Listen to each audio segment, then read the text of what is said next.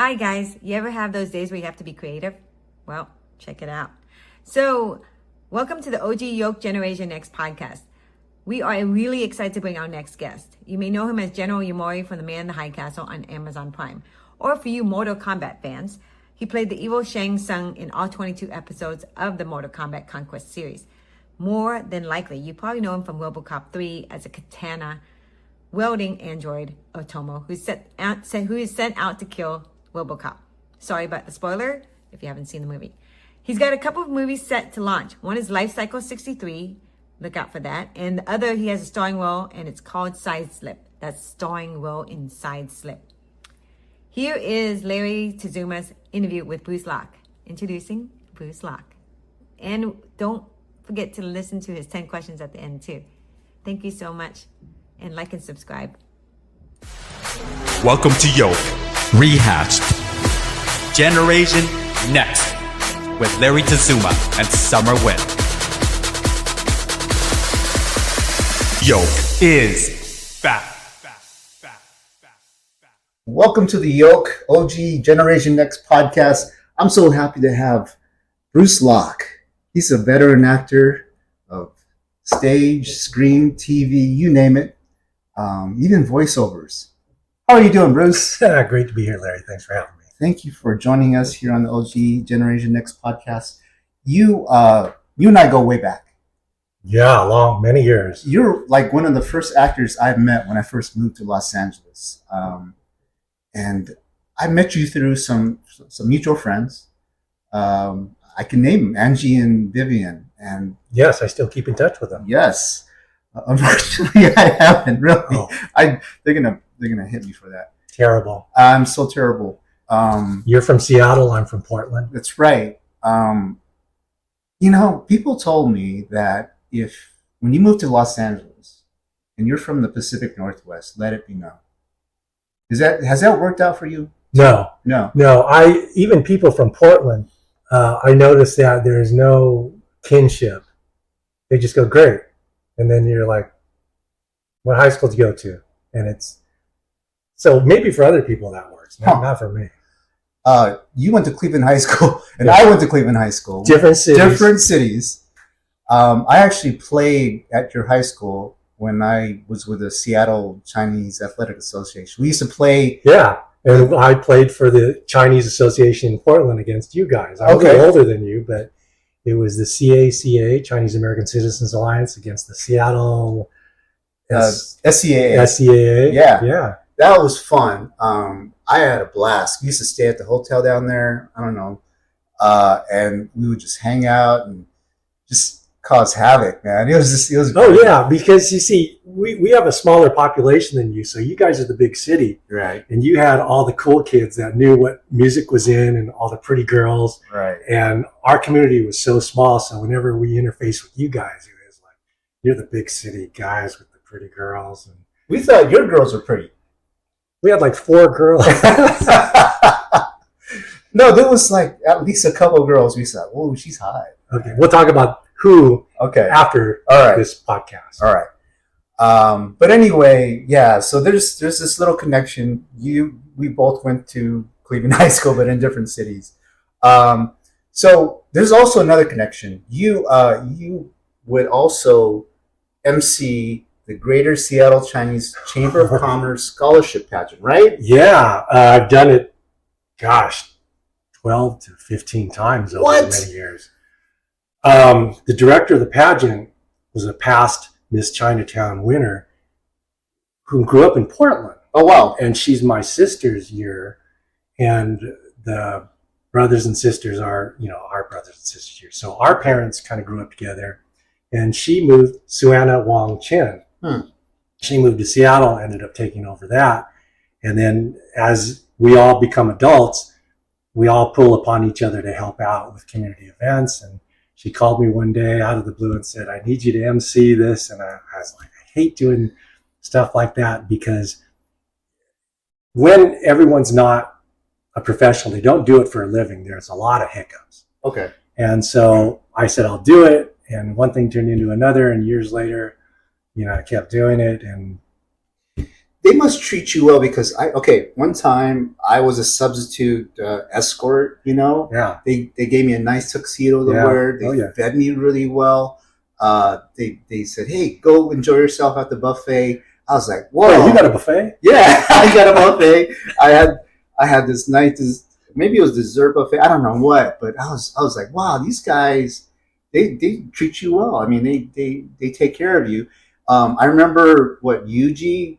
I've hosted with Yuji Okamoto from the Karate Kid. Right. He lives up there, married one of the past contestants. Right. And we've hosted it several times together. I mean, he got married because of that. Because of me. Because of me. So, okay, here's a great story. I mean, this is going to turn into a 4-hour podcast. Sure. But I was supposed to host the Miss Chinese Seattle pageant one year, and I got a job. And Yuji and I have this friendship where I will volunteer him for stuff, or if I need him, I'll say, Yuji, you need to show up here to help me raise money. Wow. And he will call me. Well, it was my turn to call him. I said, Yuji, I got a job. He said, congratulations. I said, you have to host the Miss Chinese Seattle pageant. The girl that they assigned to be his chaperone, host, driver, Angie, he ended up marrying. That's amazing. So they must have hooked you up with stuff like that too, right? No. Pretty girls. No, because I'm from the Northwest, they assume that, I didn't even get the buffet. Oh, no. They assume that I kind of know my way around, even though I'm from 180 miles south of that. So I don't get the chaperone driver's host. I would assume they had all kinds of anyway, you would have had all kinds of perks. Okay. Anyway, right before that, Yuji professed his bachelorhood for life, badge, and I'm not going to get married ever again. Yeah. And then he didn't come back from Seattle. He said, what happened? He said, I'm getting married. Now 3 daughters later. Yeah, 3 daughters later. Yeah. And he's got a couple of restaurants out there now. So that's amazing. You were a tennis player in college. Right. You were nationally ranked. Right. You double majored in what? Math and economics. That's amazing. You were just talking to my wife because my wife majored in applied math. So you guys are talking shop. I think her degree's real. Mine was, I barely made it by then. But still, I mean, math and economics, that's not easy. Well, I got lucky. I don't think so. People don't get lucky in math and economics. You must have been pretty good in cards. You ever go to Vegas and Yeah, I gambled a lot. I don't gamble anymore. Okay. When I was a teenager, I gambled a lot, and poker houses were legal in Washington. Mm-hmm. So I would cross the border and play in the poker houses. And one of my friend's boyfriends was the house manager. He knew I wasn't old enough. And he sat down next to me and goes, hey, Bruce, you got to cash out. Oh. Because I used to go there on Friday nights and play poker. And I played in college and gambled in college. And then afterwards, when I became an actor, I realized how hard money is to come by. And so I said, I'm done gambling. Yeah. Yeah, gambling is a tough thing. I mean, I do stocks and options, and it's sometimes I'm like, I should stop this. Yeah. If you have enough to get by, don't do it. Yeah. So when did you pick up golf? Oh, we grew up across the street from a golf course. And so I worked at a golf course when I was 9 and always played golf, always loved golf. But then when I started playing tennis, I was better than the older kids, and it just kept progressing. And I didn't play golf really much until after college. Okay, so let's step back to tennis. You were nationally ranked. Did you ever think about going pro? Did you? I did. You did go pro for a couple of months. Okay. And I didn't do well. It was just too hard. I heard this story, and I've listened to a bunch of podcasts you had. Someone took pictures of you or something like that's that. how I got into showbiz. So I'm at a tournament in LA, money pro tournament, and I didn't do well. And I stormed off the court, and this little Vietnamese photographer started taking my picture. And I said, what are you doing? I said, that's the guy that won. Go take his picture. And she said, I'm going to put you in a magazine because I never seen a 6'2" Asian guy. And I was just like, this is LA. And she goes, listen, I'm going to take you to lunch. You didn't win any money. You don't have anything to do. Let's go to lunch. And she said, I can introduce you to a modeling agent and you can make some money on the side to pay for your tennis.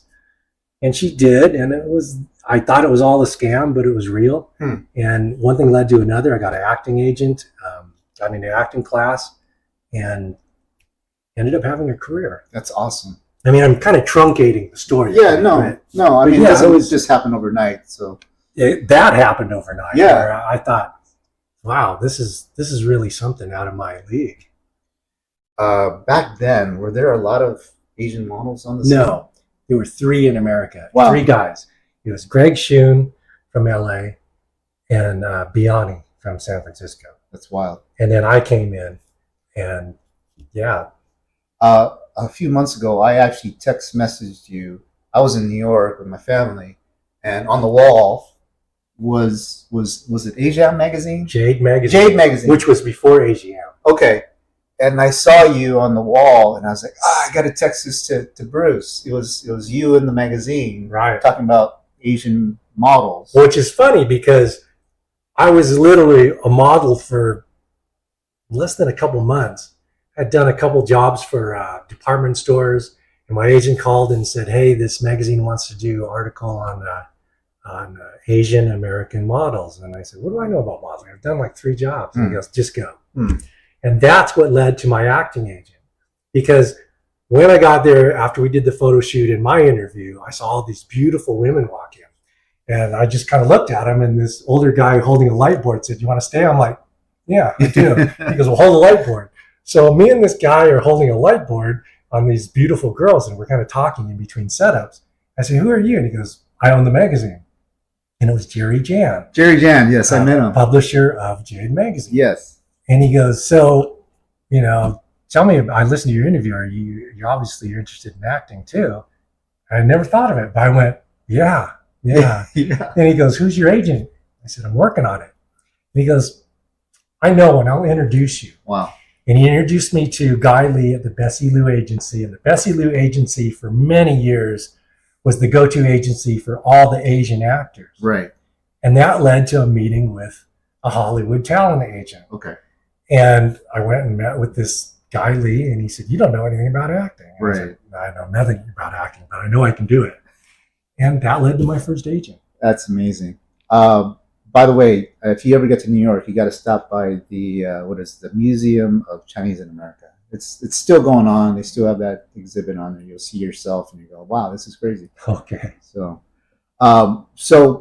I got to say, except for the hair, The gray hair? the gray hair, you haven't changed a bit from then. It's getting thinner too. Yeah. Well, tell me about it. So from when I met you to now, I hear your first job was a commercial. Yeah.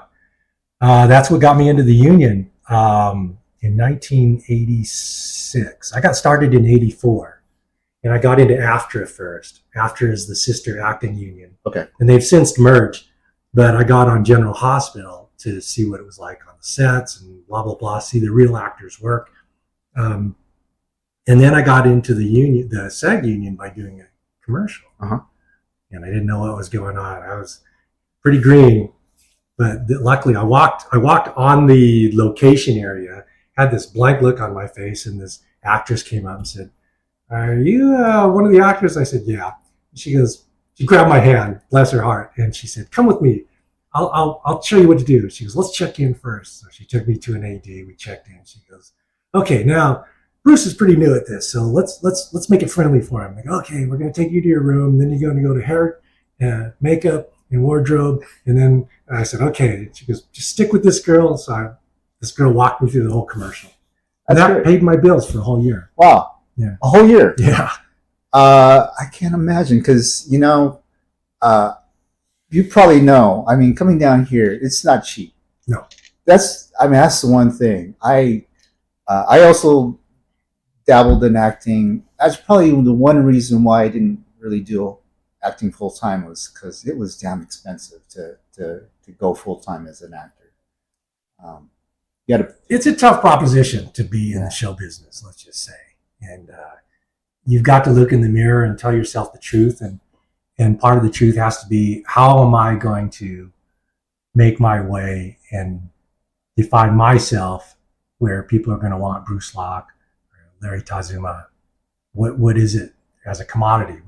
What type of car are we? And you got to say, I believe in it. And, it's hard.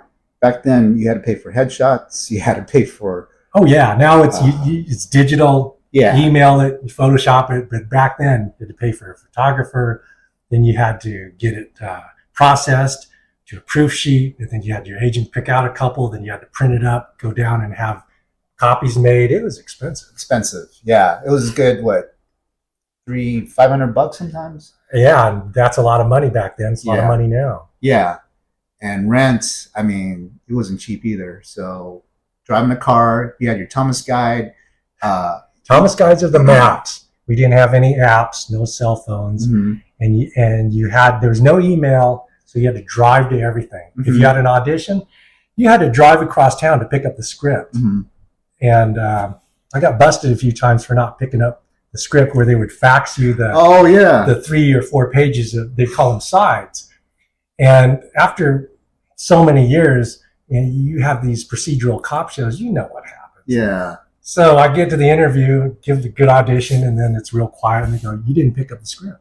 Wait a minute. So you actually had to go to the agency to pick up the script? Not sometimes the agency, the casting director place. Okay.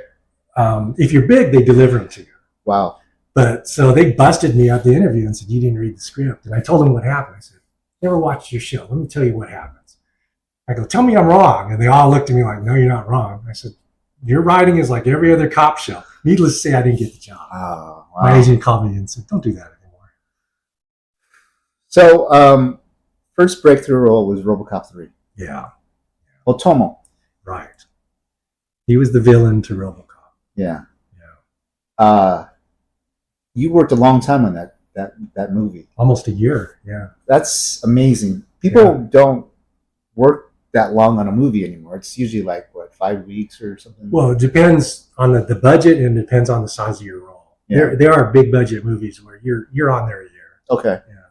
But no, I mean, guys at my level, I'm the journeyman actor. We come in and out a couple weeks to a couple months. Yeah. And you're done. That should have been your star turning role. That should have been the one that put you on the map, and should have been the one that... It sort of did, and it sort of didn't. I got a lot of offers to do the lower budget action movies, and I really kind of resisted that. The Canon Pictures. Actually, I got a production deal with Canon Pictures. Those are the guys that got Chuck Norris and Van Damme, and those guys started. And so I didn't want to do any of their stuff, and so I wrote a screenplay. And they wanted to sign me a 3-picture deal based on that. So we did it.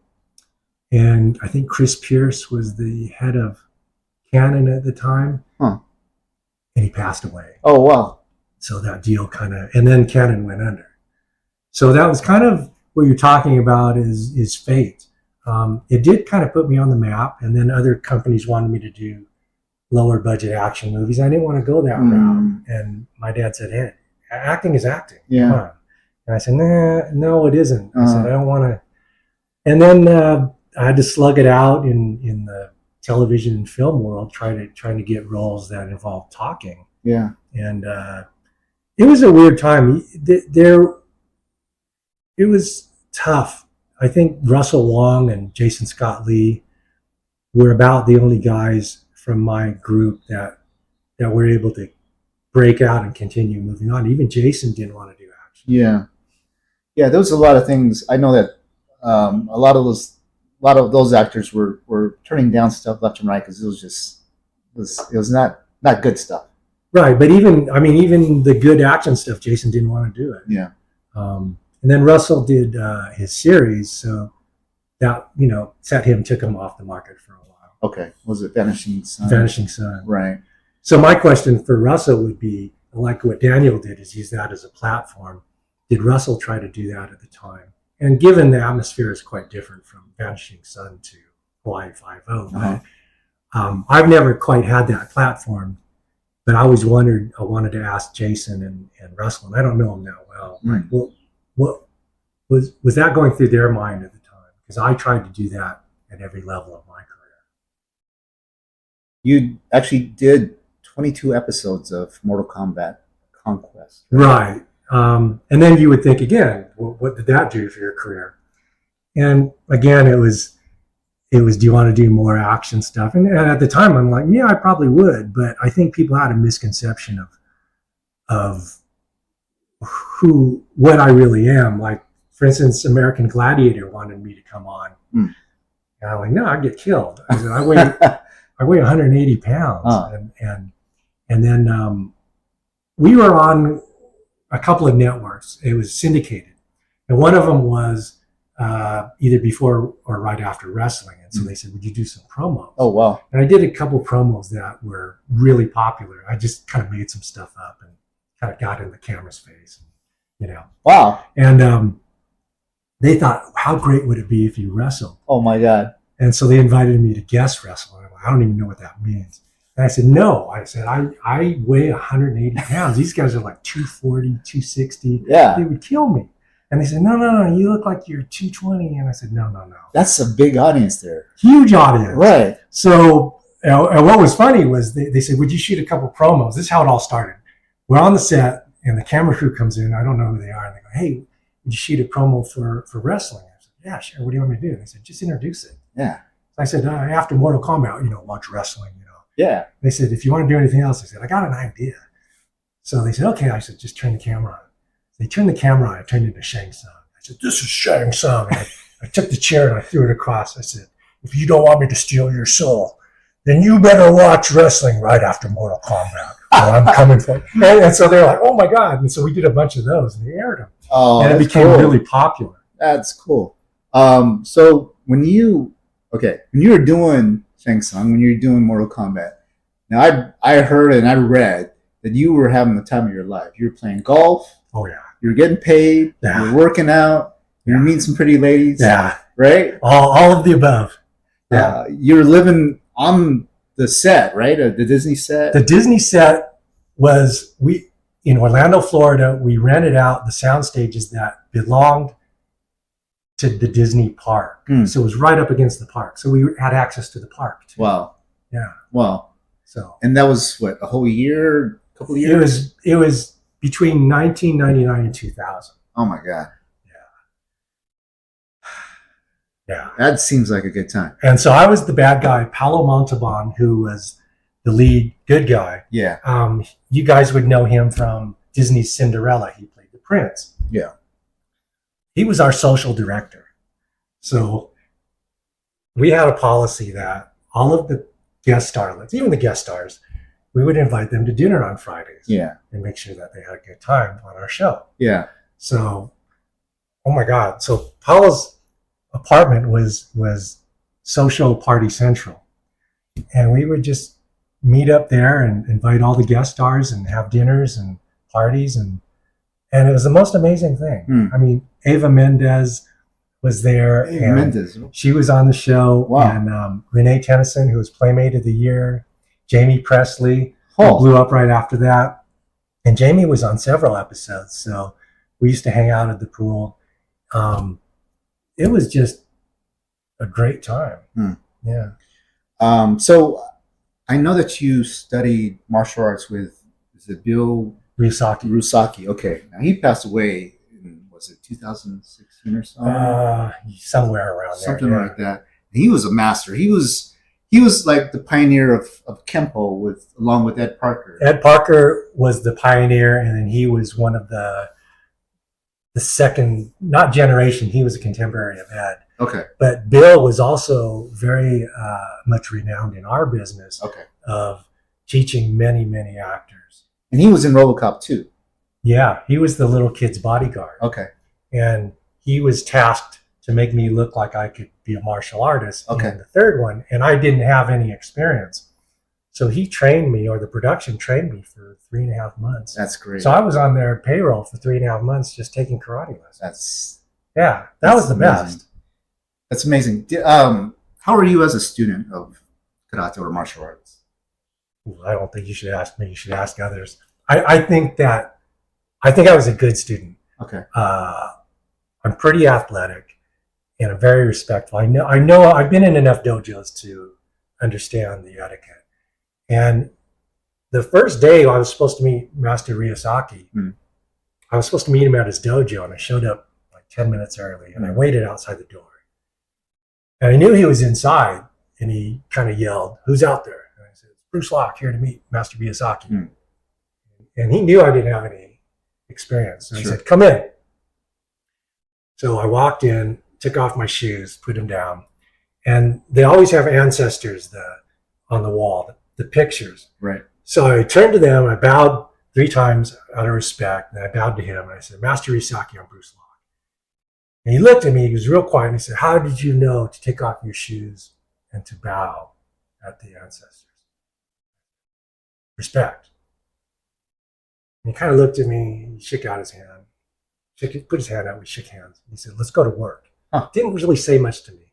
Then after that first day, he kind of smiled. He said, "I think we're going to be good friends." Oh. And I worked really hard. We worked 5 days a week in the beginning. And then it was just like 2 buddies getting together, and he would laugh. He goes, "Let me show you something else." How long would your workouts be?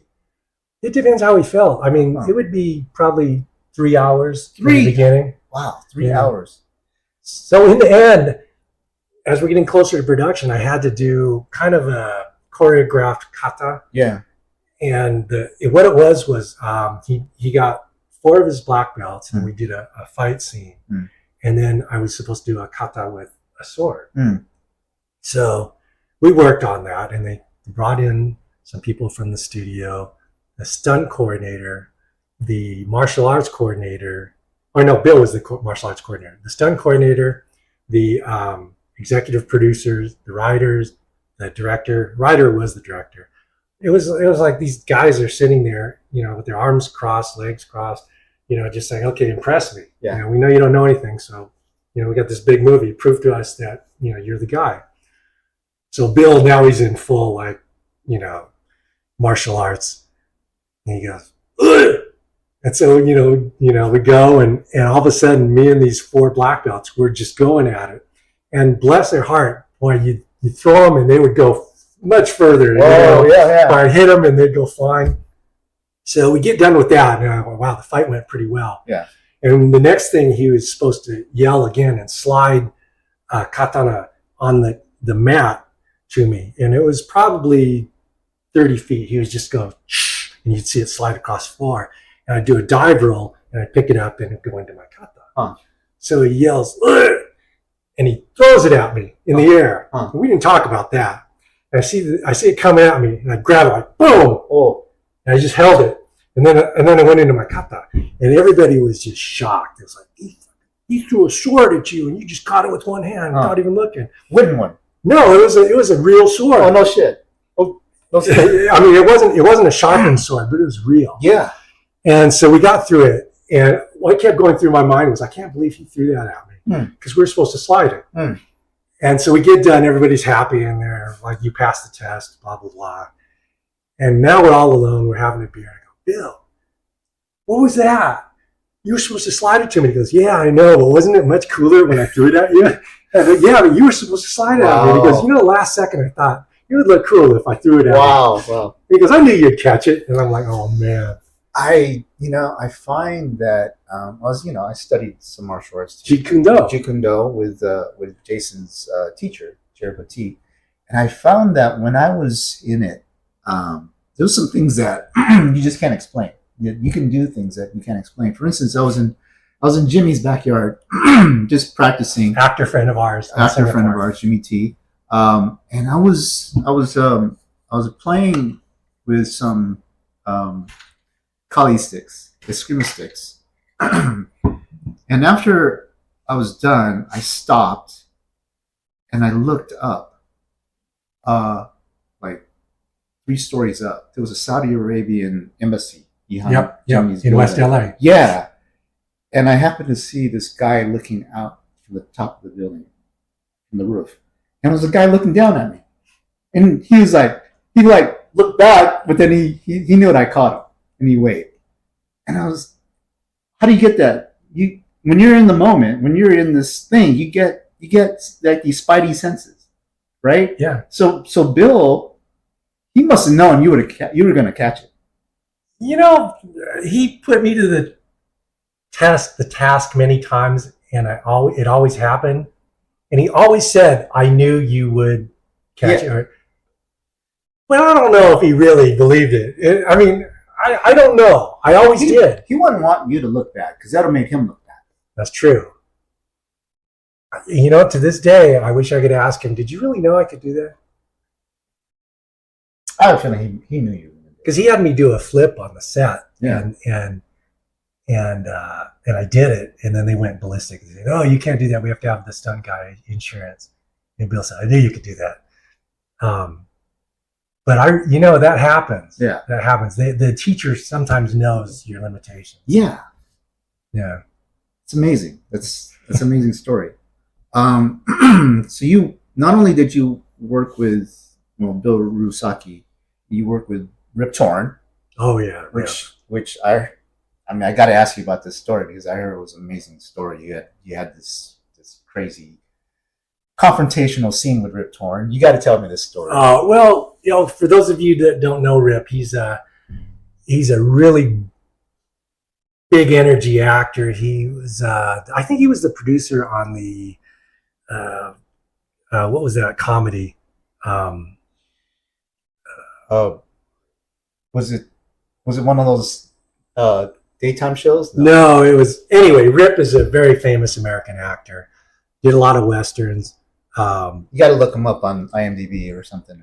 Yeah, because he's one of those old timey guys. Very well respected. So he's kind of chewing up the scenery, and the director and everybody were kind of afraid of him because he's like, put the camera there. And he goes, "This is what I'm going to do. I'm going to change this line. And I don't really have much to do other than I meet him, and then I'm tasked with, you're going to go kill RoboCop. And he's telling me about, and I'm not paying any attention to him.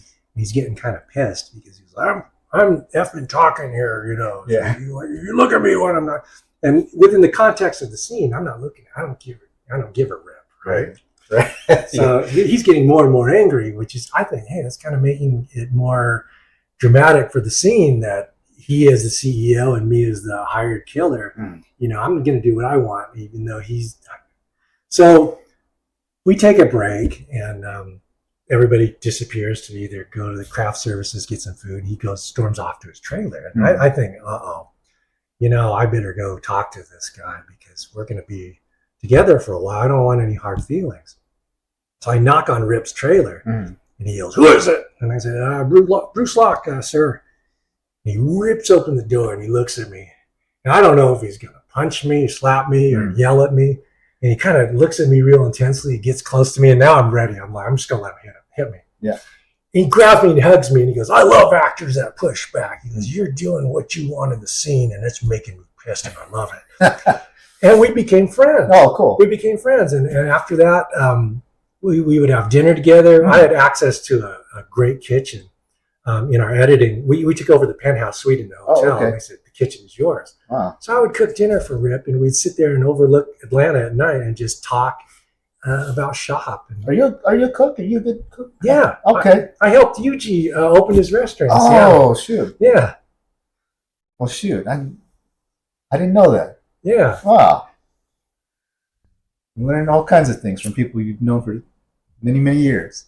Let's talk about Man in the High Castle. You did 7 episodes. This was on Amazon Prime.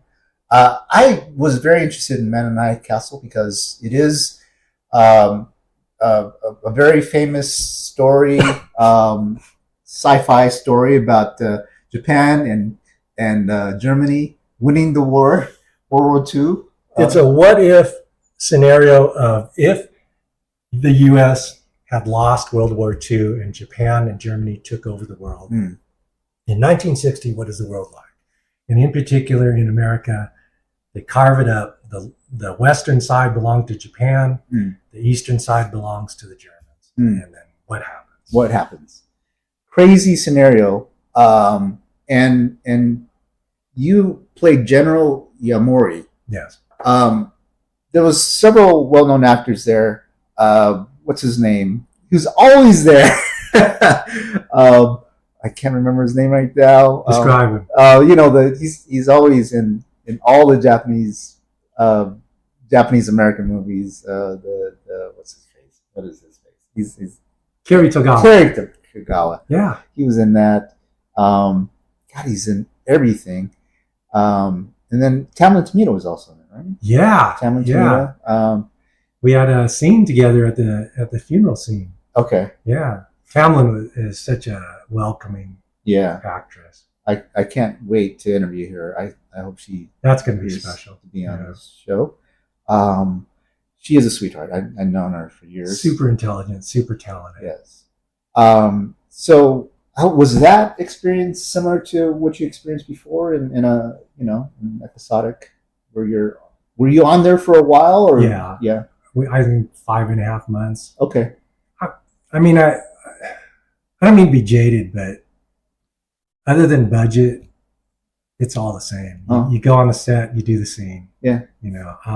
It was pretty impressive because our first episode was 15 million, which was I think the second highest budget behind Game of Thrones or something like that, and then it went down to 11 million an episode, which is crazy expensive for television. Yeah.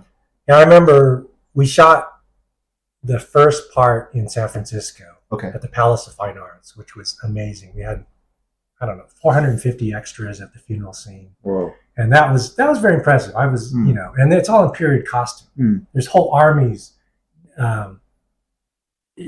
battalions of extras dressed in period costume. Yeah. And that was very impressive. And then we took some time off, then went to Vancouver, BC. And the producer, the showrunner, knocks on my door. He goes, "Hey, I want to show you your office." And I'm in work mode, right? Because I have to deliver some Japanese dialogue. With you interviewed Mayumi Yoshida and Miami. Oh, well, we interviewed Arnold. Oh, Arnold. I thought I saw it on the YOLK. Oh, maybe Summer did. Maybe Summer did. Yeah, I think maybe Summer did. Anyway, yeah, she's a Japanese native, so she speaks fluent Japanese. Okay. And the actor that played the Admiral, is also Ejiro, is also a Japanese, national. So I'm intimidated. Yeah. I've got to have an argument with these people in Japanese. Yeah. And so I'm in, full concentration mode. And the producer goes, "Hey, come with me to the set." I said, "I got it." He goes, No, come with me. I said, "Don't worry, I'll make my office my own. I got it." He goes, No, I want to show it to you. I'm like, "Okay." So we walk in and there's this great office. And I go, "Well, this is amazing." He goes, "This isn't your office. This is your outer office. Oh, this is your support staff." I'm like, "Really? This is pretty nice." He goes, "Yeah, you have communications, you have maps, you have blah, blah." So he opens these shoji screens. They're like 12 feet tall. He goes, "You grab the other side." We open them up and there's this expansive hall. And he goes, "This is your office." Oh. And it had samurai statues.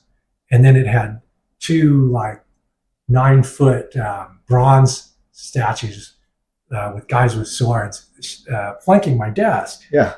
And it was just an amazing thing. And I said, "Holy crap." He goes, "This is your office." Wow. We spent like $1.5 million on it. And I Wow. said, "So I'm never leaving this office." You gotta get your money's worth. But so yeah, I was pretty impressed with that kind of stuff. And the other differentiation between a show is not just a show, is first class writing, first class acting. Yeah. So everybody brought it. I didn't watch the whole thing. I started to get a little disappointed because some of the accents were all over the place. In fact, I did audition for that show. For what? The Men in High Castle? No, for what role? Oh, for a very small role. Very small role. Which role? Tell me. No, I don't even know. But when I auditioned, and I've done Japanese accents before, and I actually did a play as a Japanese national. So I had some coaching before, and then when I went in, there was also a bunch of Japanese nationals auditioning, and then when I watched the show, I was like, "Oh my God, there's a bunch of non-Japanese doing this, and their accents were all over." I agree with you. That was a point of contention with many. And I'm not going to say with who, other than the audience, but yeah. Even the Japanese dialogue, I worked with Ejiro Osaki, who was the main.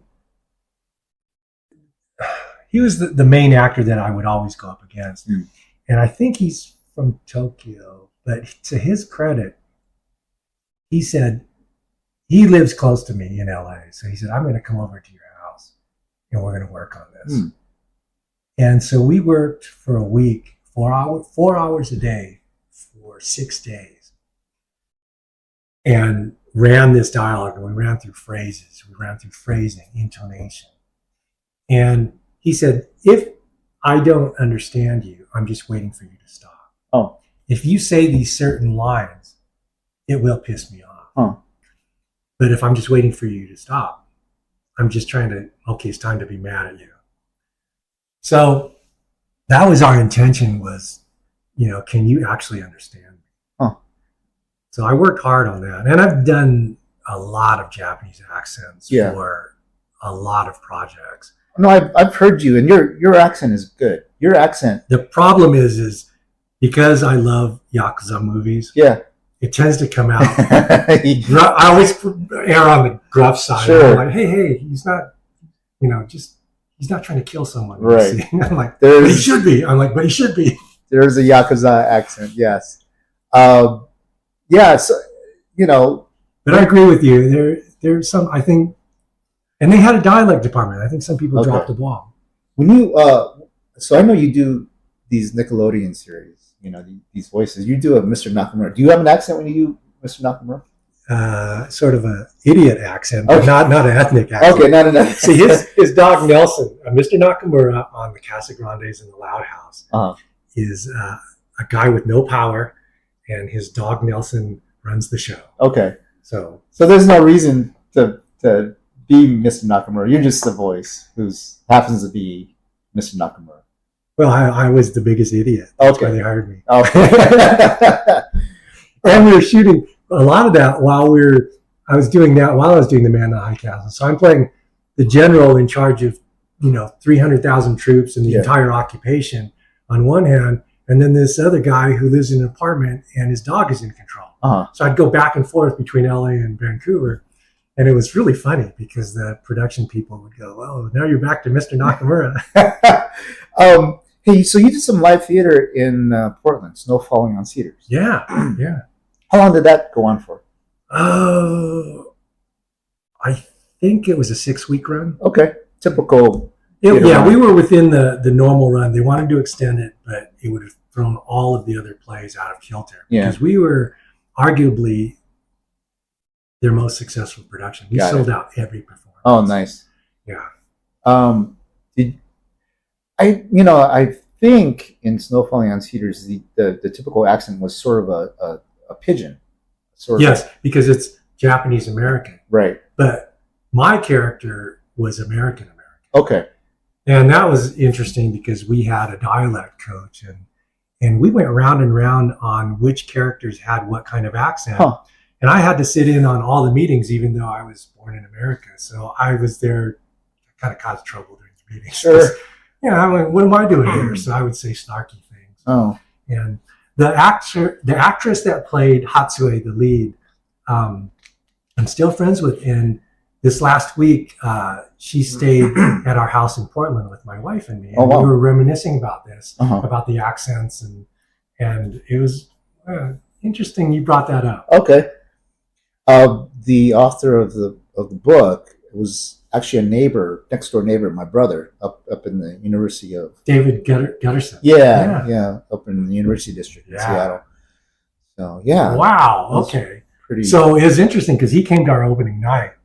And at the opening night function afterwards, he was talking to me about it. And I'm like, man, this guy knows a lot about it. He was very well read about our play. Right. And he asked me some things, and I answered, and he said, "I love this, I love that, I love what you did here." He said, "Why didn't you do the movie?" And I said, I read for it. I didn't get it. And he kind of looked at me and goes, And I said, I'm Bruce Locke, by the way. And he said, "I wrote the book." Yeah. And I was thinking, did I say anything? I should have had him sign my book. Yeah, really. So I was going to ask this. I don't know.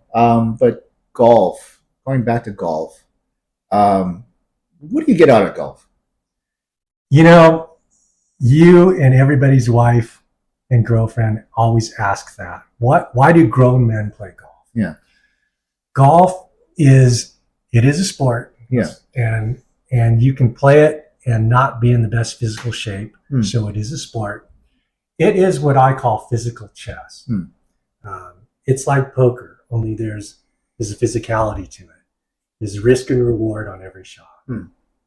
Now you can make it physical and be a huge hitter like the guys you see on TV, or you can be strategic and be just a surgeon or a card player. So it's physical golf. How much risk do you want to take with your physicality to do this shot that's impossible, or play it safe? And it kind of takes the place of chess or poker, but there's a physicality involved. Okay. Also social. Yeah. Oh yeah. Because you can smoke a cigar and drink a beer while you're playing. What other sport can you do that? Not many. Yeah. Yeah. I mean, especially drink a beer. Yeah. So, I find like, every once in a while I got to go downstairs in the garage and hit the heavy bag for about 30 minutes, and it kind of realigns me. Yeah, absolutely. Right. And there's a focus. You talked about martial arts and a sense of being in the zone or being aware. Sports does that. Okay. Hitting the bag does that for you. It's like Zen. You're putting yourself in a space where your mind is totally clear, and things can come to you, or the bad things can go away, even though you're heavily exerting yourself. Golf can be like that because it's like the Japanese archery. There's a process. Are you necessarily aiming? Are you clearing your mind? There's a physicality to drawing the bow and aiming and releasing it on the right breath. It is Zen because there's a certain amount of the same aspect in golf. And when you get to a point of playing that well, it's very satisfying. It's very Zen-like. Did you learn it from your father? No, we lived across the street from a golf course. I went to work there picking up range balls when I was 9. That's cool. Yeah. Yeah, I used to do that when I was like walking home from Asa Mercer High School, junior high school. We'd find balls along the thing. But my job, I was actually working. Oh, okay. I'd go outside the driving range and pick up balls. And in turn, they would let me play for free, and they would feed me lunch. Oh, cool. And all the kids that lived in the neighborhood, we took lessons from the same pro. And you know what? Some of them ended up being pro golfers. Oh, wow. So, he was a great teacher. Huh. That's so cool. And then, so you went on, okay, this is going to be in line with the whole books and writing part, but you went on to join the celebrity golf circuit. Right, yeah. Right. So I'm going to get into the whole books and writing part of aspect of your life, right? So you wrote this book called "Who the Hell Are You?" A minor celebrity. What was it? The celebrity golf circuit and the shenanigans that go on. Now, why did you title it that book? That title kind of encompasses everything what it's about. It's like, who are you? And then when I tell people, they're like, oh yeah, because I don't play people that I seem to represent physically. You kind of have to look at me and go, yeah, oh, you were the general. Oh shit. Or oh, you were Shang Tsung. Unless you're a hardcore fan of that show, I'm always somebody that people think they know. So who the hell are you? So I started raising money all over the country in these organizations, playing in these celebrity tournaments. And that's always who the hell are you?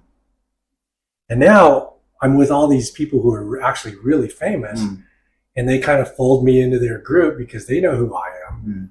And so it's like, hey, after this, let's go have a drink. Let's go do this. And so I got to interface as one of them with these very famous people, and they let their guard down. And I kind of told 70% of what I can tell without throwing anybody under the bus of, hanging out with guys like Aaron Rodgers or, people like that. Do you still do the circuit? Not so much anymore. Okay. Yeah. I play in a few. Okay. But, yeah. Well, you had a big friendship with Maurice Lucas. Yeah, he was a very good family friend. Family friend. He right. was a trailblazer for Portland. Mm. And he was on their only championship team. Mm. He was friends with my father when he first came to Portland. Mm. And as a businessman, they became friends, and my dad would advise him. And then one year, my dad said, hey, my son got into showbiz. And Maurice got traded to the Lakers. And so I would go see the Lakers play, and Maurice would get me into the Forum Club, which was their private club bar. Yeah. You know, Jerry Buss would hang out there and all the celebrities. And you had to know someone to get in. Well, I knew Maurice. Wow. So after the game, he would come and we'd talk about the game. And he would say, what's going on in showbiz? And I said, oh, I'm trying to do this, trying to do that. And he would tell me, well, save your money, young man. And after I did RoboCop, he called me one day and he said, hey, help me raise some money. And I have this celebrity golf tournament. And that started it all. That's so cool. So first of all, your book was ranked, you said fourth today, fourth in sports humor or something like that? When I released it on Amazon, it got to number 4 on Amazon sports humor list. Okay. But wait. You guys need to know that it wouldn't have been there if not for Larry Tazuma. Oh, no, that's true. He was the editor, and he went through and he said, hey, you know, your spelling's bad here, your grammar's bad here. And that was Larry. So he cleaned it up. No, I just helped clean it up. But if it wasn't for your great stories, because I read your stories. They're fantastic stories. It's really a step inside the ropes of a civilian being able to hang out with these famous people, and right. And a lot of them have such great sense of humor, and it's fun to see that side of them. I mean, I really appreciate it, because otherwise there's no way for a person like me to even see something like that, unless I paid for it, right? Unless I went in and paid $1,500 or something to play a foursome. But you're not going to see that side of him. You're going to see like, I'll give you an example of Vida Blue, the great pitcher for the A's, I think. He is so good with people. He's like, how are you, Larry? You know, I heard you're, this and that, and it's great to play with you guys. And then when you get him all alone, we're all having a beer, that guy is, he can swear, and he's really witty, but you don't see that when he's in the public persona. Oh, sure. Or like, there's a new documentary on Aaron Rodgers. And I watched the first 5 minutes. I said, that's not the Aaron I know. Oh. I mean, he's come under there's a lot of things that have happened over the years. Yeah. But the Aaron I know was silly, intelligent, and you don't ever see that side of it. Right. So you also, there's other literary things you've done. You did the audiobook for Haruki Murakami, The Colorless Tsukuru Tazaki. Oh, right. How did that go, and have you read any other audiobooks? That's hard. Reading audiobooks. Yeah. Listening to them is easy. Okay. If you guys drive and you listen to audiobook, those are great. Well, the people that do those, it's very difficult. Yeah. I don't know how I got approached to do that. And I said, I've never done that. I'll do it. You go into a studio and you read for hours at a time. I think our sessions were 4.5 hours at a time. And it's difficult. Did you read with an accent? I did. And we got a lot of flack for that. Okay. And we went round and round on should I read with an accent or without one. Yeah. And in the end, I said, you're the director. You ask Mr. Murakami what he's comfortable with. And I said, and the other publishers, I think it was Penguin.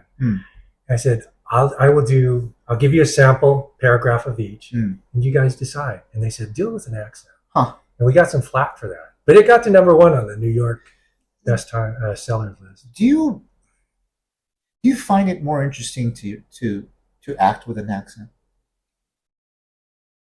That's a loaded question. That's a good question, because the only reason why I will say yes, there's 2 reasons. One is it's very far away from who I really am, because I only speak English. Yeah. I'm from the Northwest. I'm 5th generation. Our family came here in 1835. So I find it really fascinating to jump into the skin of somebody from another country. Right. The other answer is I don't get these types of roles with depth as an American speaker. So if I'm going to play that role, they're always saying, well, you're from here, you're from there, but not you're from Portland. Yeah.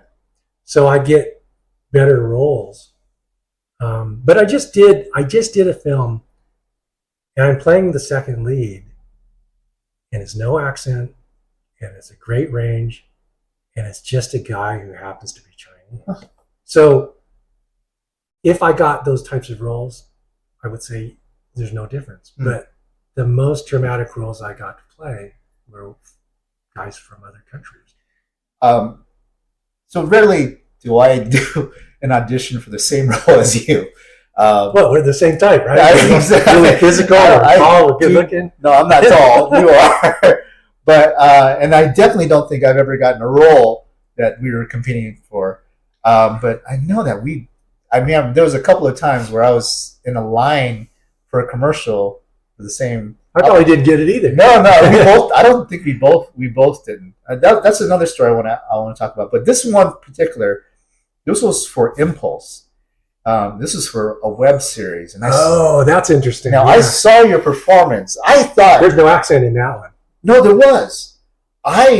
Really? I thought I kicked ass on that audition. I seriously thought I was going to get a call back. I never got a call back. And then I saw your performance. And you did actually have you didn't have an Asian accent. You had some. It was like a Sean Connery kind of. Oh, okay. It wasn't an ethnic accent. It was like a Finnish or something. No, it was just no. It just came out that way. Yeah, but you did something. I don't know what I did. He played okay. So you guys know what we're talking about. Impulse was a ancillary story to Jumper, Hayden Christensen, where he could move from spaces in an instant. And Doug Lyman created it, and the lead was a young lady who had these powers. And I played this billionaire who wanted to consolidate the people who could do this. And you don't know whether he's a good guy or bad guy. And to their credit, they did not ask me to do an accent. No. They said, just play him rich and powerful. So, but what was interesting was, I guess I could say it now. It wasn't a web series. It was a YouTube Premium series. Oh, okay. And so, but I used that very statement to get a better price. Oh, okay. Because when they came in, they said, we want Bruce and we're gonna lowball him, but let's just do the dance. And so my response was, I'm not doing a web series. He said, it's not a web series. It's YouTube Premium. It's Doug Lyman. Oh, it's big budget. Yeah. And so then they threw another number. I said, I'm still not doing a web series. And I knew what it was. I looked it up. Yeah. He kept saying, it's not a web series. So we finally got him to a decent salary. I said, I'm in. Okay. So, I got to go to Toronto for a back and forth for 3.5 months. And that was great. Well, anyway, I thought your performance was great. I thought more people should have seen it. It was wonderful, and it was a pretty big budget show, but I don't know how big of audiences YouTube Premium got. I don't think that many. And I wonder if they could have moved that show to another platform. Yeah, definitely. At least they could have sold it to some, like a Netflix or something like that. Yeah. Like what they did with Suits, and other shows. Right. So I played 3 different ages. Did you know that? No, I didn't. Go reading for it? No, I didn't either. Yeah. So when I went in, we were doing makeup tests. I'm like, what are you doing? What are you doing? And we're making you in 80. I'm like, really? And then they dyed my hair and they said, we're making you 40. I'm like, you guys don't know what you're doing? So I want to talk about this one. So I was in line with you at I think it was even a callback, but it was like a cattle call. This is in West LA. And we were in line for a good 45 minutes. It was ridiculous. And so we got in this conversation about booking ratios. I don't know if you remember this conversation. I don't remember it. So we talked about booking ratios, and it opened up my eyes because at the time I was doing about what seemed like 45 auditions in a month, and booking maybe three of those 45 auditions. And I was like, I've never had 45 in a month. Yeah, I'm like driving all over town going to these auditions. You know, you're a better agent than me. No. I was doing print auditions. I was doing commercial auditions. You name it. I was just driving around, just like a madman, going on these auditions and not booking any of them. Just maybe 3 of them. And then years later on, with a different agent, I would go out on maybe 9 auditions in a month or so and booking the same amount. And I'm like, oh, booking ratio. 3 out of 9 versus 3 out of 45. That's what he's talking about. You know? I don't remember. What was my point? The point was, you got to think about your booking ratio. You're just wasting time if you're going out on 45 auditions and only booking 3. I don't know. I don't remember that because I don't know if I agree with that. It's like kind of like in the beginning, you got to get out and knock on every door, even if you're not right for it. Just show them.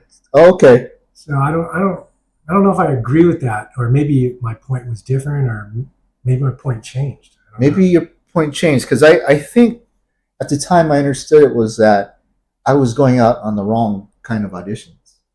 Like my agent was just sending me out on everything. Okay, but I do know my most important acting teacher. He said, "I'm not teaching bit players. I don't want you guys doing co-star delivering pizzas." He goes, "When you do a show, I want to know you did a real scene. You don't have to be the star of it, but don't get into this business to do throwaway parts." So he said, if you go out for that, don't go. Because it's not worth it. It's not worth your time. Because I'm teaching you guys to be actors, so act. That's nice. But it's hard if you don't, if you're not going out, because they're saying, well, you don't want to read for this small role? You don't want to build your resume? Well, anyway, going back to the thing about accents, I think American audiences, they do like accents. They like British accents. They like, black street accents. They like accents. They don't like American accents. That's an interesting discussion in itself. I think your job as an actor is to take what's on the page and make it interesting. And sometimes the people who are foreign to us bring a bit of intrigue. So, yeah, you're right. I have 2 more questions for you. One, I just want to thank you. You invited me to go watch the anniversary screening of Enter the Dragon at the Warner Brothers lot. I thought that was really special. Wasn't that cool? I never get invited to these things, so I'm like, how come I don't get invited to these things? Bruce and we got the DVD, Blu-ray, 40th anniversary, and we got Shannon. We got to meet Shannon Lee, which I had met before, but it was great. That was my first time. We interviewed her for this podcast. Yeah, that was special, so cool. Wasn't it? That was very special. Yeah, it was a panel, just a panel, and it was fun. That was a really fun thing. Those are some of the perks. Yeah, of being a celebrity. Well, I don't know about that, but I mean, got the the Dragon Blu-ray. So, I told you I was going to mention Musashi. I see that book right? in your library, which I have also. Okay. Now I watched one of the interviews, and you mentioned that your brother had a talk with you prior to you moving down here, right? And getting in the industry.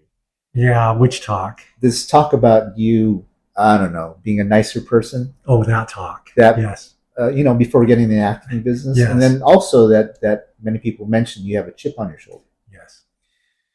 Has that chip... Well, Dr. Larry, continue. Go ahead. Has that chip, after these many years in the business, has that chip been removed? Has it been softened? It's softened. Yeah. So the chip Larry's talking about is, I've always been in a world where they say you can't, either because of who you are inherently or your race. And I was a tennis player and I was all white. A lot of racism. Getting into show business. Who are my role models? Who was actually working when I came into the business? So a lot of racism, a lot of people outside of show business saying you can't. So my whole life was filled with you can't. So I had this chip on my shoulder for whatever that means. Mm. And in some respects, it made me a lot tougher. In other respects, it made me not as accessible, except to my inner circle. So yeah, over time, like I made a living and I'm kind of over it. So I'm not as chippy as I used to be. Yeah. I mean, again, talking about Musashi, well, Musashi, and I like to bring up Musashi a lot in my either these podcasts or in conversations. I mean, Musashi, he talked about when he was younger, he had a chip on his shoulder. Yeah. And he was angry. Yeah. And there was this a Zen Buddhist priest named Takuan Soho who tied him up in a tree for a long time, and just he was angry, and he basically he somehow got the wild out of him and tamed him. And after that, he became. He was a great swordsman, but he became sort of a learned man. He studied tea, he studied art, poetry, sculpture. He said this. He said, when you become a master of one thing, you master the 10,000 things, which means you master everything. Right. You have the ability to master everything. Yeah, but he basically says you have to master one thing. Yeah. And so I always think about that. What have I mastered? Have I mastered anything in my life? We all ask that question. Yeah. It's a constant question. Yeah. Have I mastered anything? Or have I just been am I just a sort of a fool? But be careful when you read a book by someone or about someone of Musashi's level. We are normal people. Sure. I'm an actor, but I'm a normal person. I didn't win an Oscar. I didn't, I'm just a guy. So when we read things by people who have reached the top levels, be careful not to compare yourself to them. Well, I would never compare myself to a Musashi. But I mean, even to say, what have I mastered? Yeah. Then you let yourself down. True. What you've mastered is you have a beautiful family. You've provided for them. You're healthy. That's something to be said in this world today. You don't owe anybody. You don't, your daughter, I haven't seen her in a long time. She's healthy. She's wonderful. She's intelligent. So to me, did Musashi ever do that? No. The guy never took a bath. One of the things Musashi was known for is he really did smell. I mean, as much as his books are in the our national treasures, but you know what? He never took a bath. He didn't have family. So look at what you did. He couldn't do. This is true. I did learn something though after reading that particular book, that huge thick book. Was I was in a situation, a freelance job, and the boss lady, who's Japanese, she and the project manager pulled me into their office and said, Larry, the boss lady would like to see you. And thought I was in trouble. Sat me down, closed the door, and said, so we noticed that you've been putting your overtime hours on, when we want you to stay a little longer. And we would like you to, when days are not so busy, we would like you to take those overtime hours and put them on these days instead of putting them on the days we need you to stay. And I didn't get angry. I didn't shout. So I said, oh, I understand. Well, my suggestion is that you call my office and you ask them if there was someone at my office who was willing to do that, because I am not. And then Bravo. Both of them were like, no, it's fine. It's totally fine. We want you to stay.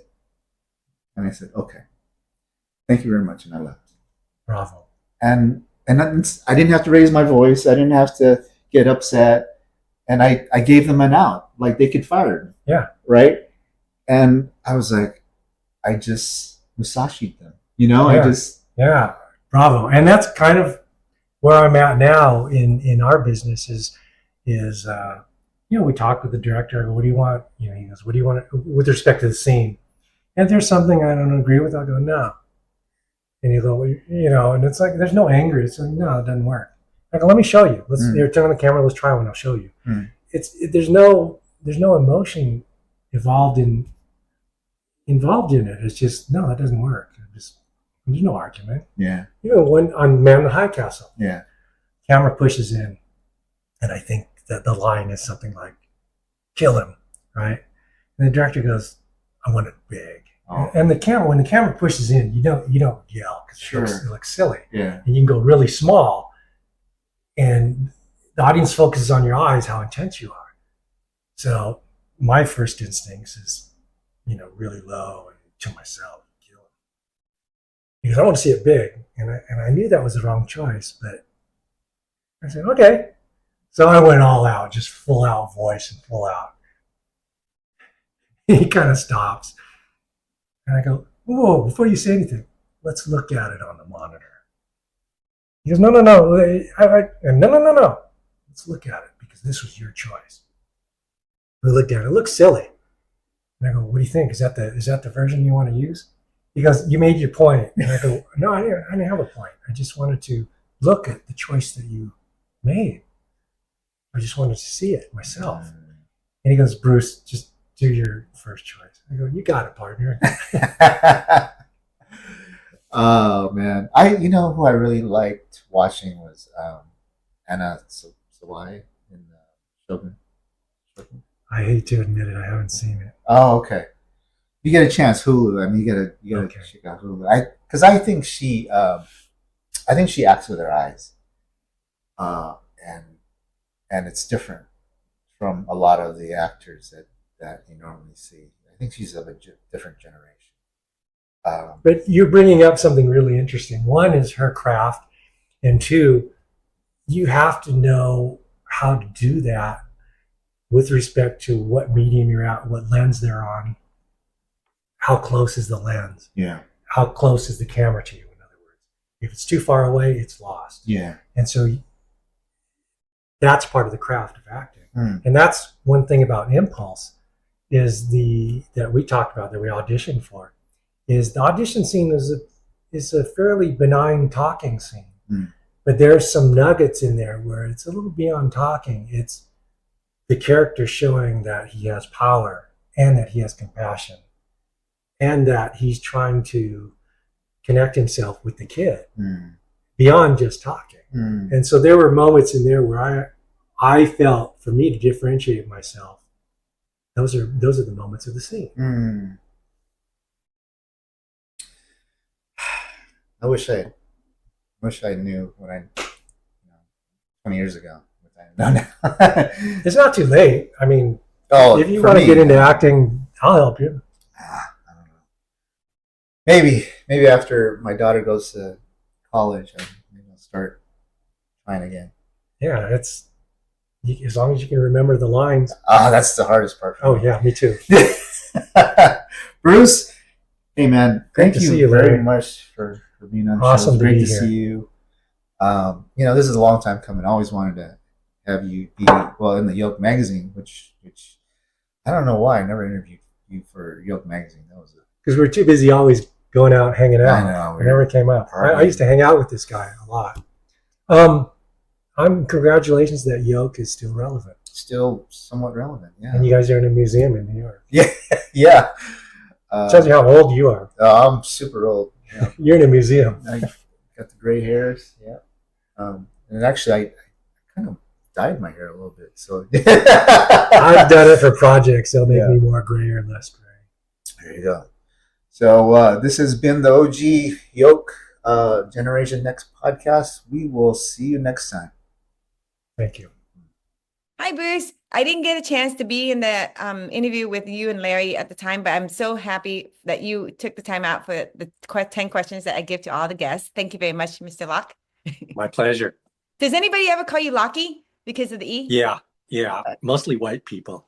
They go Oh, Bruce Lockie, and uh-huh. I just go yes. I answer to many things. Oh, that's very flexible of you. Such a minority thing to do, but like we always have to adapt and assimilate. So did Larry ask you about your last name already? Why your last name? No, no. Larry. Okay, so why is your last name like that?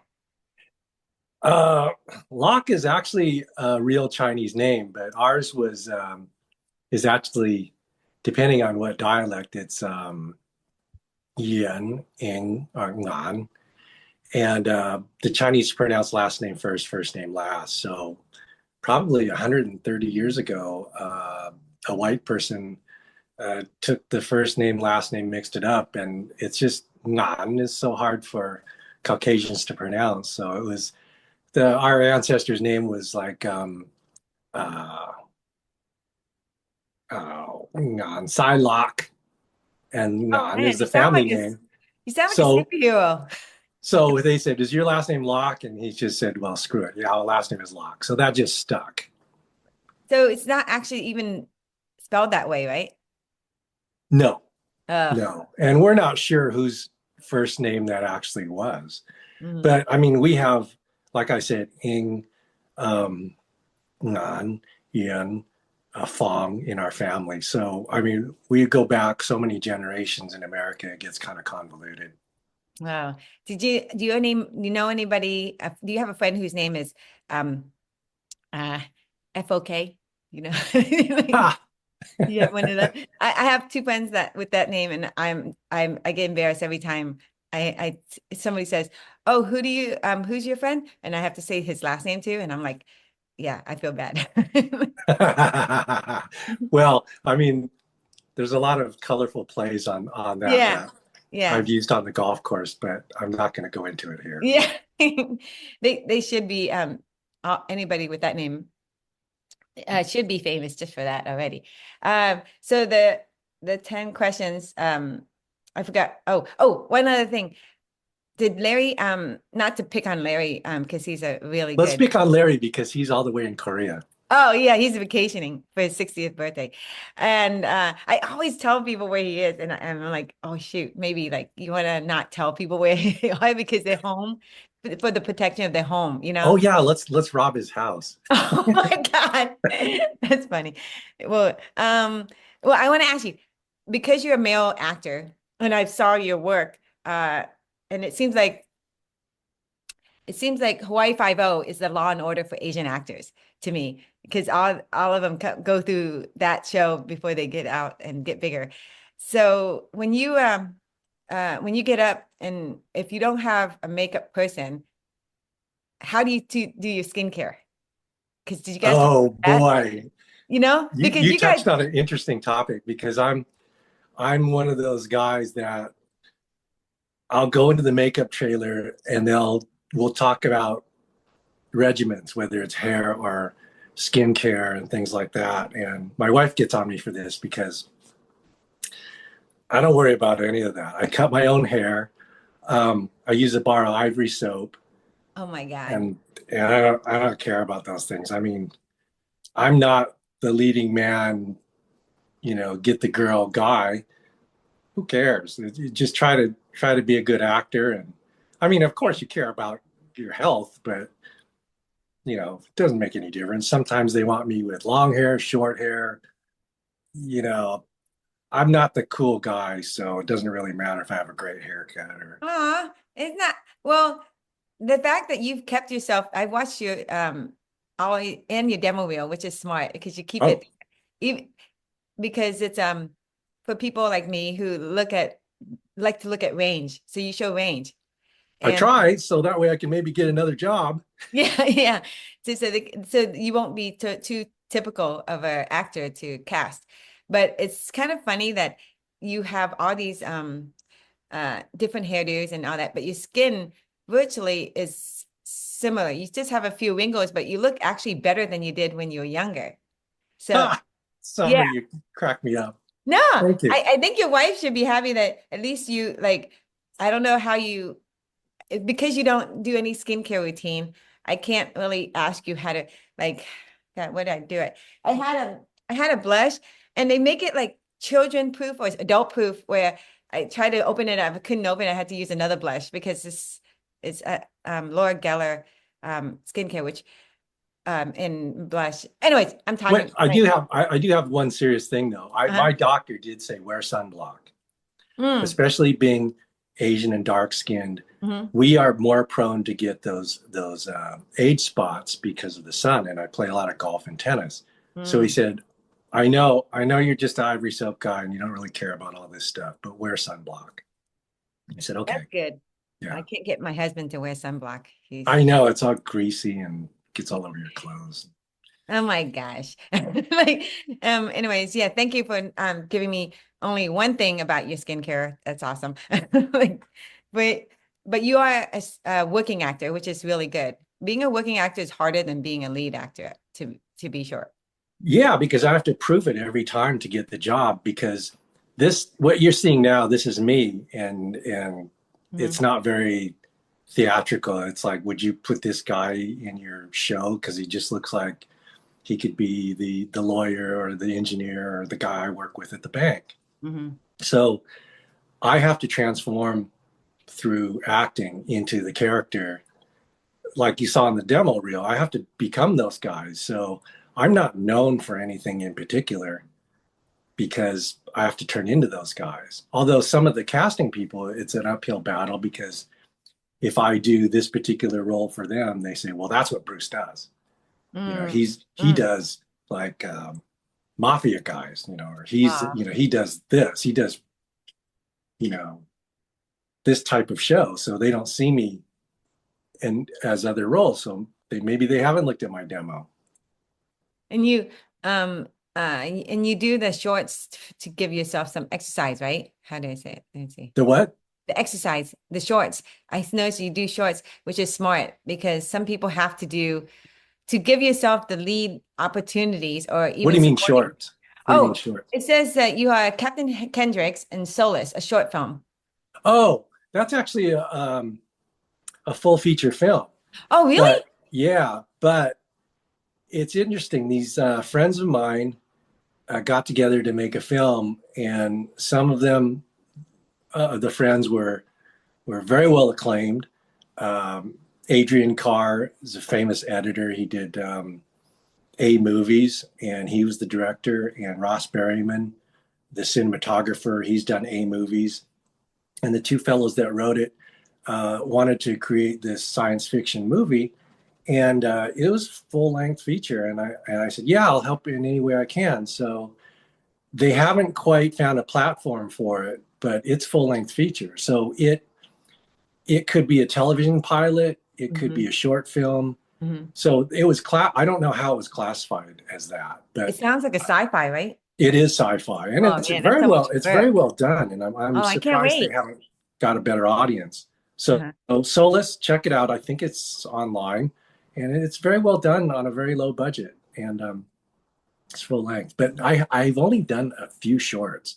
It's interesting because I I would like to do more independent things like that, 15, 20-minute shorts, 5 minutes, or small indies. And most of my work is studio or network. Mm. And these people, emerging filmmakers, are people that do those indies. They don't know me, or they think that I'm not accessible because most of my stuff is studio, NBC, ABC, CBS, Universal, MGM, Disney. And so they're thinking, well, he's not accessible. He wouldn't do this. And I absolutely would, but I don't know these people. I don't know that world, and they don't know my world. But I mean, I'm easy to contact. Just my contact stuff is on IMDb.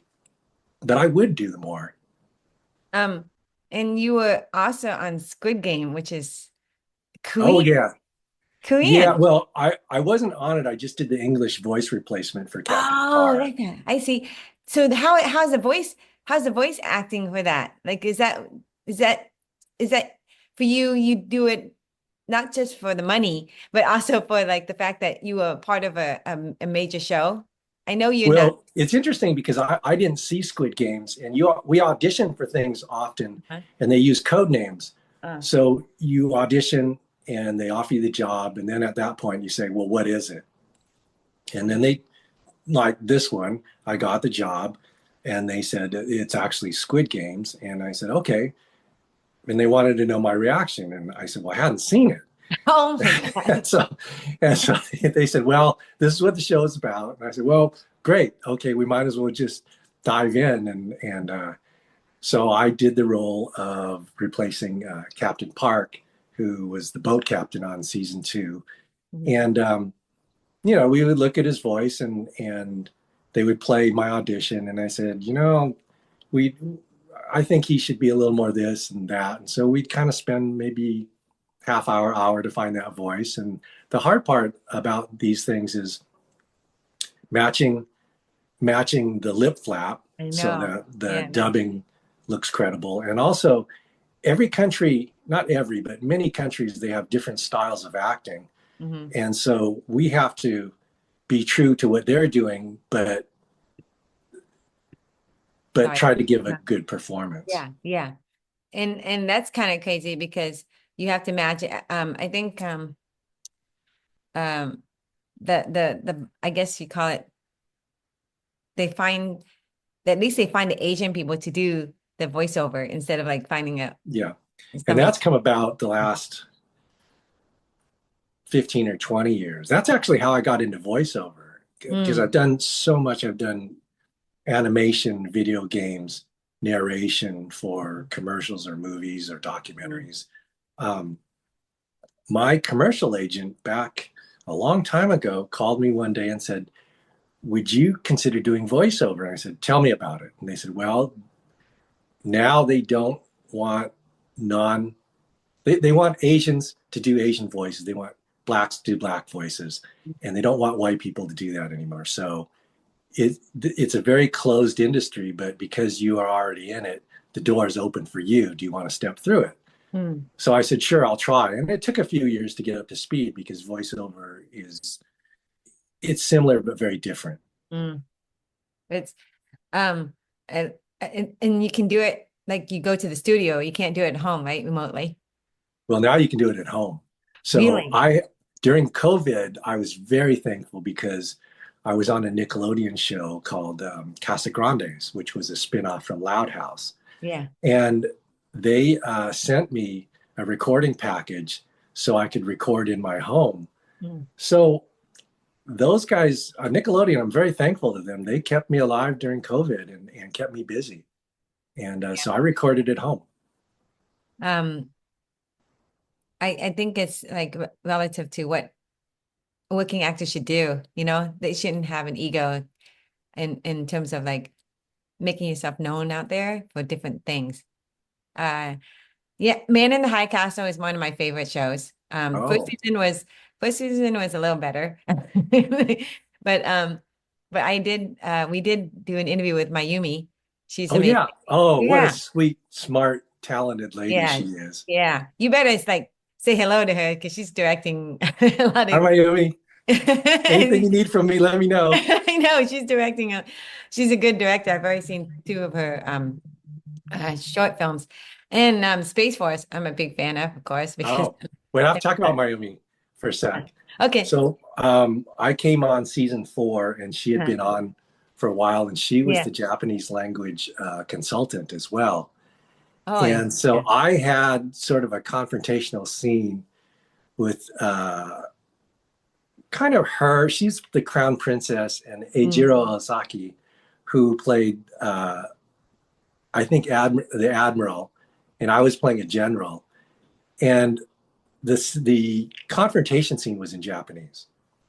So Eijiro, I saw you speak that way. Yeah, it was very difficult because Eijiro is I believe from Tokyo. Mayumi is a native Japanese speaker, and of course the consultant on the show.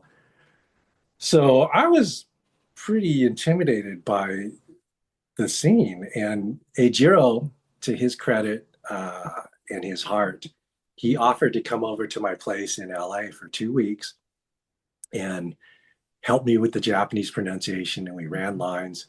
We probably worked 4 hours a day for 2 weeks to come up to speed. God. And he said, Bruce, a lot of times when we do these things, we're just waiting for the other actor to stop talking because we can't understand them.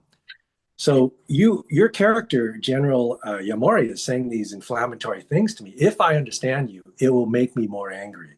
If I don't, and we don't work on this, then I'm just waiting for you to stop talking. And then I'm creating the, oh, I know he said something mean to me. I'll be angry back.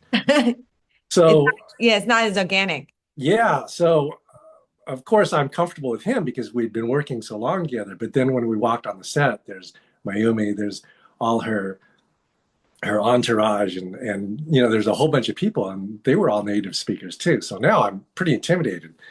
And the crew, the director and the producer actually asked me to run the scene in Japanese to see, is it credible? And so I had to go through a lot of hurdles to get to filming. And to her credit and Eijiro, they helped me through that scene, even though we played adversaries. Oh my gosh, that's so funny.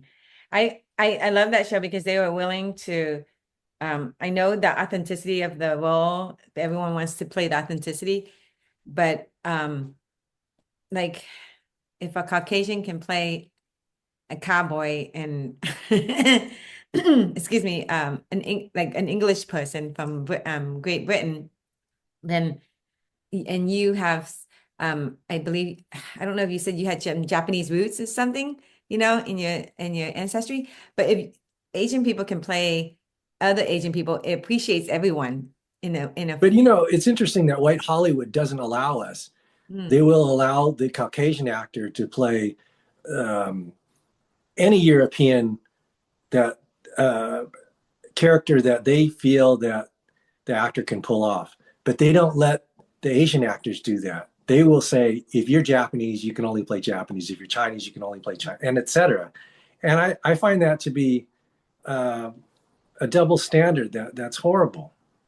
Unless they're desperate, because sometimes when they're desperate, they need the talent and the name, and they will go that route. I think they were desperate in Man in the High Castle.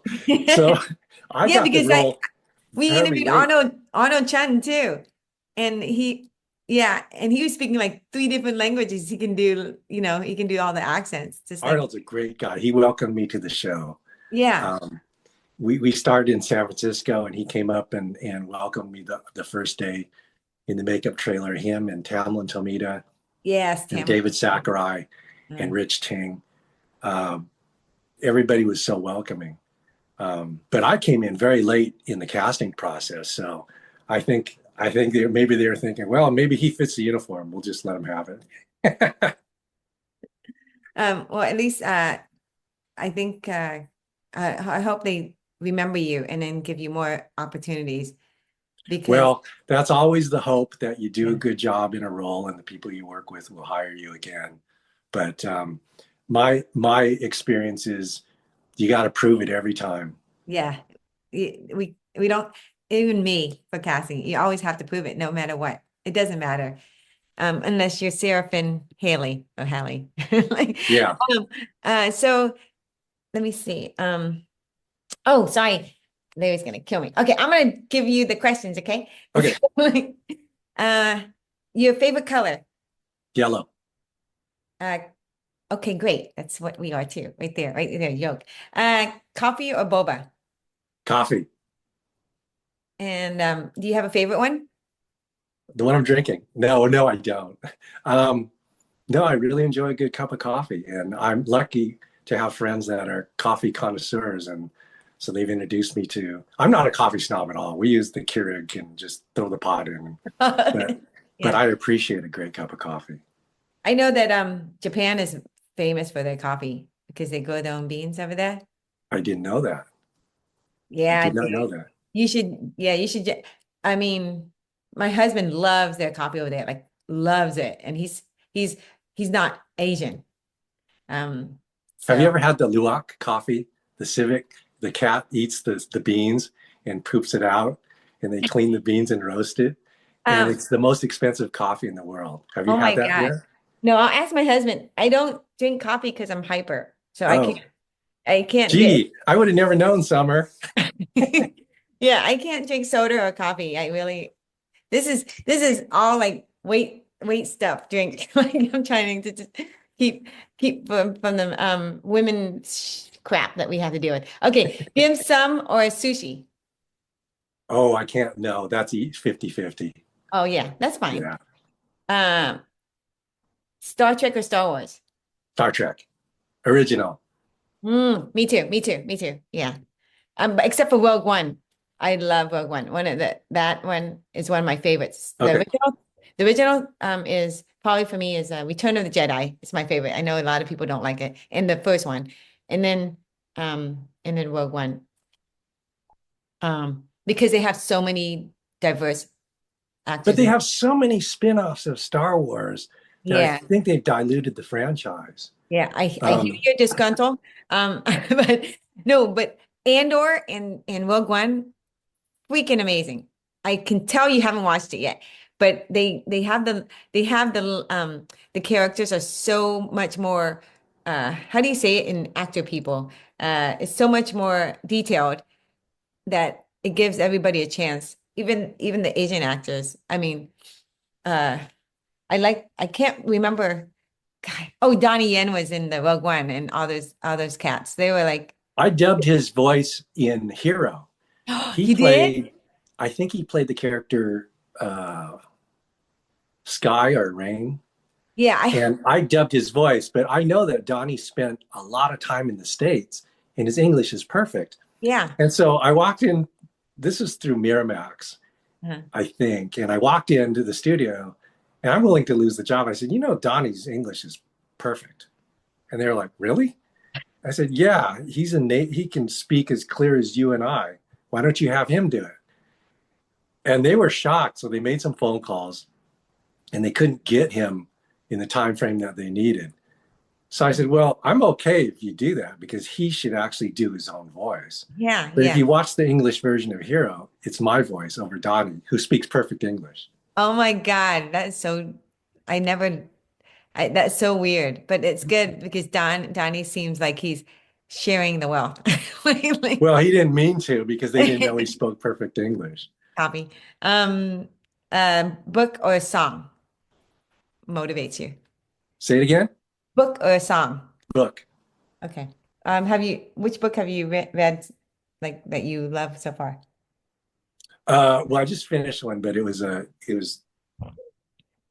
history of American golf, which that's not what inspired Oh my me. God, dude. I just finished it last night. But the one I really love, and I believe it's timeless, is called Harpo Speaks.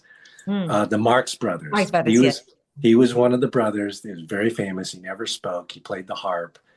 And if you read his autobiography, it is inspiring. What a great guy. And every few years I will read it again. And it's a little known book, Harpo Speaks. It's a wonderful book. It's a good title because he never talks. Right. Yeah. And he fell into show business. I mean, it was a long time ago, early stages of showbiz. They got involved in vaudeville and he didn't know anything about show business. And the brothers were in doing the show and they said, you got to do this. He goes, I don't know what to do. And they said, well, just do this. And they literally threw him on stage, and by hook or by crook, he learned how to become a performer, and a very famous performer, an acclaimed performer, and was a super guy, never became jaded. And that's one thing that we have to fight is all the mean people, the mean things that happen in Hollywood to survive that. And that book was a testament of someone who did very well and survived that. Oh, that sounds really interesting. Your first book sounded boring, but the Harpo Speaks. What did you say? Hook or crook? What did you say? By hook or by crook. It's an old saying. It's you're going to make it happen no matter what. That's what that means. Never heard of that before. That's pretty interesting. It's an old American colloquialism. Thank you. Streaming or movie theater? Movie theater. Did you watch one lately? Like anything in particular? Yeah, I did. The Accountant too. I know. I saw that too. Okay, I was a little disappointed because Accountant 1 I really liked, and I think it was a step or two below. But the chemistry, Ben Affleck and great chemistry. Yeah, with John Bernthal. Funny. Yeah, I love John Bernthal. I mean, he's. Oh man, he rose from Walking Dead like major. He was great in that role. Yeah. And just I mean his his sense of humor, the way he approaches things, it's just he's a tough guy, but he makes you laugh, you Mm-hmm. know. And that one part of the trailer where he's talking to his brother, Ben Affleck's character, and he goes, you know, and okay, for those of you who haven't seen it, John Barenthal is a tough guy. He's a killer assassin. And he's telling his brother says, you know, I've been trying to protect you all this time. And he's befuddled. And he says, you know, a lot of people think I'm pretty dangerous too. I thought that Yeah. was Yeah. hilarious. Yeah. And, and then they like, oh, I killed that guy and killed that. You know, it's just it's like an inadvertent competition to me to see them. Yeah. Oh yeah. It's brother rivalry. Yeah. They love each other. They're frustrated with each other. They hate each other. But you know, comes to shove, they've got each other's back in the gunfight, and it's a great premise. I just wish the second one would have lived up to the first. Oh, they should do one for Asians, in another country. I Oh know. yeah, Yeah, yeah. they can just okay. Anyways, and then you say, "Hey, I'll do it. I'll play John Bernthal." No, they would get Daniel Day Kim and Ronnie Chang, Ronnie or Chang? That's funny. I haven't seen him in a drama, actually. He's he so can funny. act. I That love it. sucker can act. Oh, So good. I yeah, haven't seen him in a drama yet. Um, okay. This is music. So I was gonna, I don't know, I don't want to say that because you're as old as us, as old as Yoke. No, just kidding. So I don't know what kind of music. I'm not gonna even pick out music. What music do you like then? pretty eclectic. I like a lot of things, from jazz, hard rock, R&B, um, musicals, classical, country. I like a Okay, lot. okay, you can stop. Yeah, yeah, you like a lot of things. I can hear And it. I've been lucky. I've been lucky to meet people the artists that have made some of these iconic songs and God. hang out with them. Uh, You know, whether it's country western stars, or the guys that like Jeffrey Osborne from LTD, or you know, I've got to hang out with these guys, or the guys from the Eagles, or you know, Wow, it's that's great. crazy when you're sitting there and they want to talk about Other you know, band. Mortal Kombat, or Oh, RoboCop or right. something, and I'm like, well, what about you know, what about your song? You know, Yeah, yeah, you're part of the Mortal Kombat history. My husband loves that those movies. He loves them. oh, Um uh and you guys have to do martial arts, which is like so crazy that yeah, and I'm not a they, martial artist, so yeah, go figure. and the Asians have to know martial arts, like they have to know their own language. Like Yeah, yeah. instant. Superpower. What would be your superpower? I don't have one, and I don't want one. Huh, that's interesting. That's the I first, you're the first person really, to say that. I just want to be a normal guy, and and have all the. I just want to be like everybody else. Oh, wow. Um, Profound. Son or daughter? Oh, sorry. This is for somebody else. Oh, Mom or dad? I'm a mama's boy. Ah, Yeah, my mom just passed a couple years ago. I miss her, and sorry. Yeah. she's my world, and she's the one that said, "Yeah, go do this acting thing, Uh, and if it makes you happy, just be the best actor you can be." well, she did carry you for 9 months or so. Yeah, It's, yeah, it's and she just was so supportive of, you know, she didn't really care what the show was. She would just go, "Oh yeah," and she wouldn't even watch it. She'd just say, "I'm glad you're working." oh, well, yeah. I still have my parents. I'm lucky. So Treasure them. yeah, very lucky. Okay, last question is three things you would bring in a box if you had to escape a situation. What's the situation? Define the situation. Uh, so it could be like disaster, um, or like basically, uh, oh, It's a bad situation. It's never good if you have to escape it. That's for Oh, sure. if the way you define it, it's easy. Guns, water, food. In that order. Yeah, because you can use guns to get water and food. I like that. And you can live with water longer than you can without food. Oh my God. Can you shoot again? Yeah, then you just squeeze the trigger. That's The not point, so the little opening, that's the dangerous end. Oh, That's yeah, what they I teach you tried on the set is like, you point it and you squeeze the trigger. yeah, I tried it with my father-in-law, who used to work in law enforcement and last year. And I couldn't, or this year, I forgot when, but I couldn't, my hand, this finger can't reach the trigger. It was like a, They have smaller guns that are made for women that are perfect. But it really is education because there's a lot of misinformation about what they are, what they can be used for, and how they're actually used, the safety of it.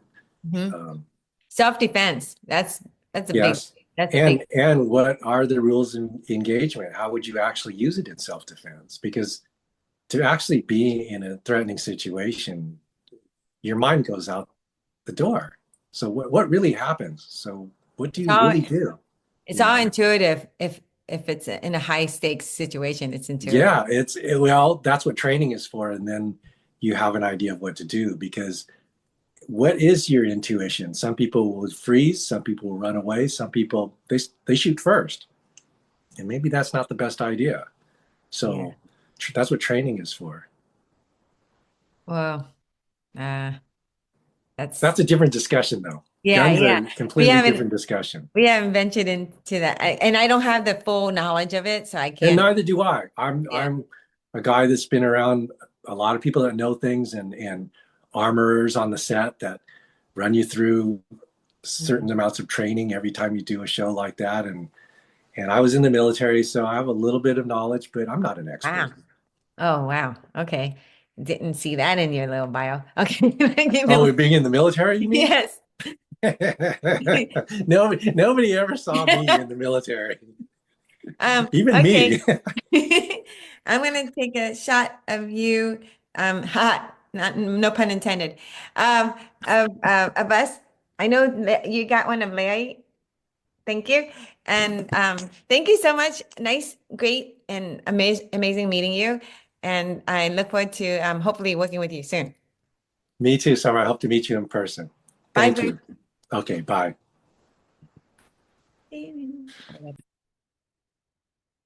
Hi guys. I wanted to say thank you to Bruce Locke. He was amazing, wonderful guest for Larry and I. And we want to thank also Team OG YOLK and specifically Larry Tazuma and our editors, Campbell Moon Jung and CJ Bautista, and for Zoom, we want to thank them. And I'm trying to think all our listeners. Stay tuned for the next episode. Pop the yolk and spread the love. Yolk is